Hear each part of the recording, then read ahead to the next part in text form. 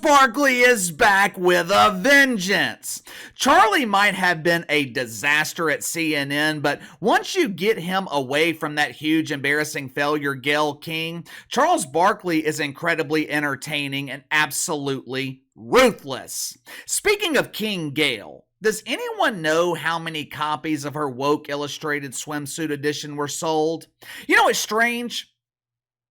We were hearing a lot about this steamy collection of photos featuring Grandma Gail in a bikini right up until it actually went on sale. Since it was released, we haven't heard anything about it. I wonder if this eerie silence is due to the fact that no one bought it.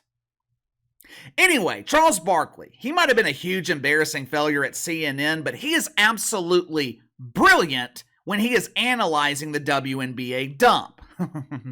If you haven't already, make sure to like and subscribe. You can follow me on Twitter at KC_BTL84. As you guys know, right now, the dump is receiving more mainstream recognition than any other point in league history. Earlier this morning, we talked about the WNBA overshadowing the NBA. All week this week, no one is talking about the NBA Finals. Hell, Charles Barkley, he's arguably the most famous NBA analyst, damn sure the most popular. He appeared on Mad Dog Sports Radio this afternoon, and the segment they promoted, it had nothing to do with the NBA and everything to do with the WNBA. 24 hours before the NBA Finals, and the most popular NBA analyst, he's being asked about the dump. Earlier this afternoon, Charles Barkley was on something called Beetle and Deedle or Becker and Decker. Who cares? I doubt anyone is listening to this show. Is satellite radio still a thing? Do people still actually pay for SiriusXM? I received 12 months of free satellite radio when I bought my 4Runner last year. You know how many times I have listened to it? None.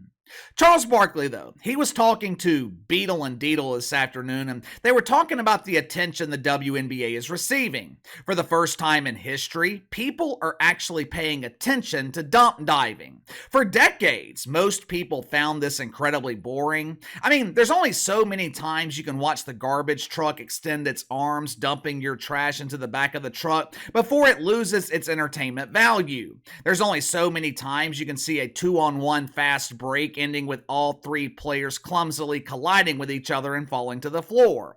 After a while, it goes from being funny and somewhat entertaining to just being sad to watch. But all kidding aside, though, for the first time in league history, the WNBA is being taken seriously. People are actually tuning in to watch games featuring Caitlin Clark. Now, they don't give a shit about anyone else, but people are willing to watch Katie Rue even though she is losing. According to Charles Barkley, this added exposure the WNBA is receiving, it's not necessarily a good thing. Matter of fact, Charles Barkley claims that it's bad for the league. Listen for yourself. I think it's been awful for the ladies. Any publicity is good. No, because when's the last time we actually talked about basketball? I think it's an awful look for the league. They got a chance to take over sports for this period right now. There's no football going on. There's only 1 week of the NBA to go. So, people are not really paying attention to baseball. They had a great opportunity to take over the world the next couple of months, and I think they're blowing it. We're not talking about basketball. We're talking about stupidity. It's about race. It's about jealousy. But obviously race is important. Obviously, the jealousy is unfortunate. And then there's competition. And you put all those things together, you just have a crap show. I'm going to partially disagree with Charles Barkley, but he is right about two things. Number one, no one is paying attention to Major League Baseball. The other day, someone asked me why I haven't discussed MLB ratings this season. Answer is simple. You guys aren't interested. Last couple of videos that I did on Major League Baseball last summer were some of my worst performing videos of the year. If you guys were interested, I would be talking about it. Number two, Charles Barkley is right. The WNBA has an opportunity to take over this summer, and they're destroying it. Over the next 3 months, There's really nothing else to watch on television. Major League Soccer is irrelevant. No one cares about the NWSL. Megan Rapinoe could not even convince prepubescent boys to watch the NWSL, and she's their inspiration. But here is where I slightly disagree with Charles Barkley. He claimed that all of this negative publicity is damaging the WNBA. Now, if this continues to happen long term, yeah, he's right. But in the short term, the negative publicity, it's been a boost, a plus for the WNBA. Just think about it.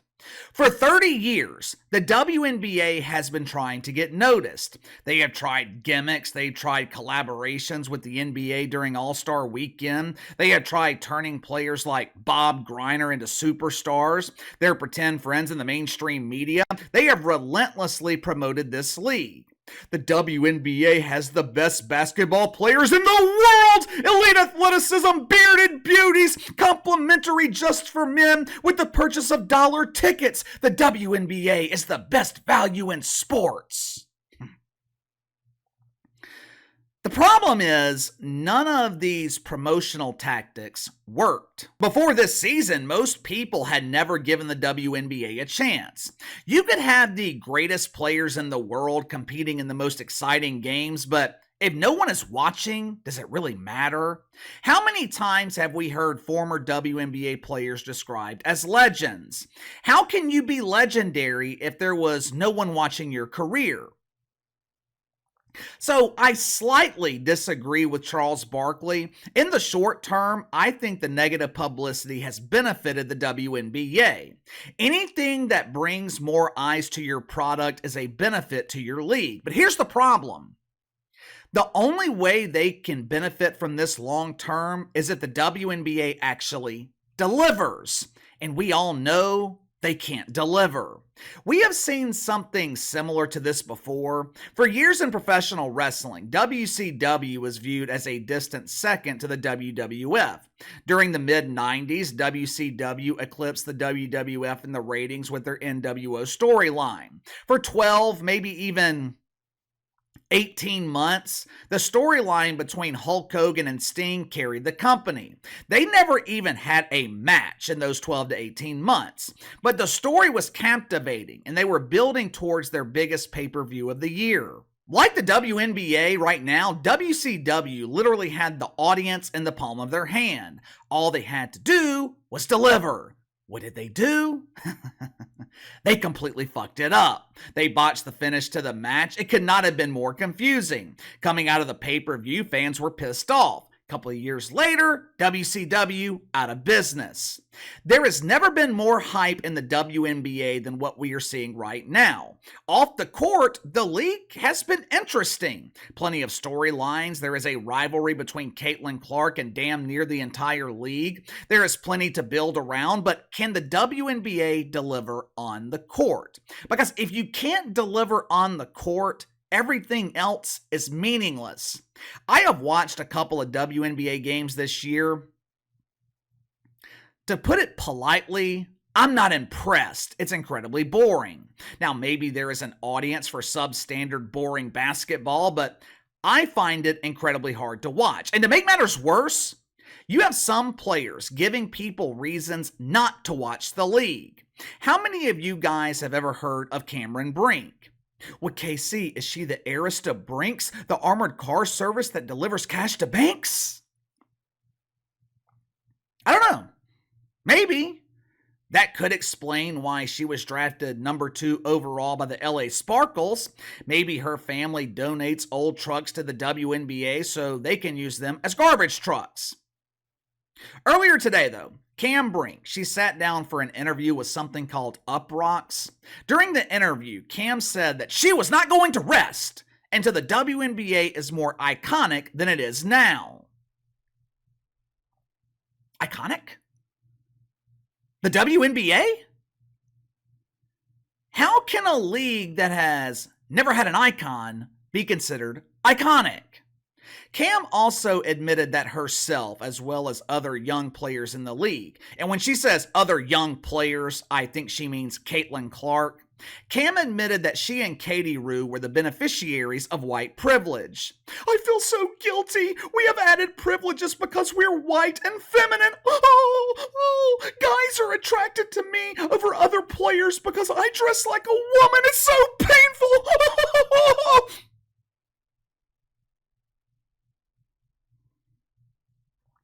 For starters, if there is white privilege in the WNBA, it sucks. Damn near 3/4 of the league consist of black players.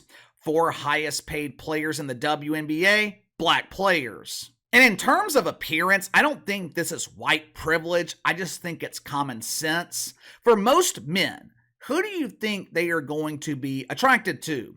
Players like Caitlin Clark and Cameron Brink? Players like Angel Reese? Or players like Bob Griner? Considering the fact that straight dudes have something in common with Bob Griner, they both like women, I'd be willing to bet that those men will be more attracted to the other 3 over Bobby G. I mean, it makes sense, right? Cameron Brink is also making it her personal mission to push acceptance to the WNBA audience, which could be rapidly dwindling if she keeps this shit up. Some of my teammates are more masculine. Yeah, Cam. We didn't need you to point that out. Why do you think the team in Phoenix is called the Phoenix Masculines? Some of my teammates prefer they, them pronouns. It's not fair. People pay attention to me because I'm feminine. I want everyone to be noticed regardless of how they look and which pronouns they choose. I hate to break it to Cameron Brink, but you're not going to change the laws of nature. Dudes are always going to be attracted to good-looking women. That's not white privilege. That's not pretty privilege. It's simple biology. This is some of the stupidity that Charles Barkley was talking about. This type of publicity could be damaging to the WNBA. If there is one thing we have learned about sports fans in the last 4 years, they don't like to be lectured. They don't like to be preached to about white privilege. They don't want to be lectured about the use of proper pronouns. Outside of Caitlin Clark, this league is filled with unlikable players. This is one of the many reasons this league has been a huge embarrassing failure for decades. People do not like them. Even though I don't necessarily agree with Charles Barkley in the short term, he is right in the long term. The WNBA needed something to grab people's attention. With Caitlin Clark consistently losing, you need some type of storyline to keep people's attention all season. But if this continues long term, if the WNBA can't deliver on the court and players like Cameron Brink are lecturing people about white privilege and accepting they, them, the WNBA, they will be right back where they were. Irrelevance. But give me your thoughts on this. Charles Barkley absolutely torches the WNBA. Do you agree with Charles Barkley that this negative publicity is not good for the league? I think it would work for the WNBA if they could actually deliver on the court. Problem is, I don't think they can. Also, give me your thoughts on Cameron Brink feeling guilty about her mythical white privilege and preaching about proper pronouns. Sound off in the comments below. Like, subscribe, share the video. Appreciate your support, and I'll see you guys tomorrow.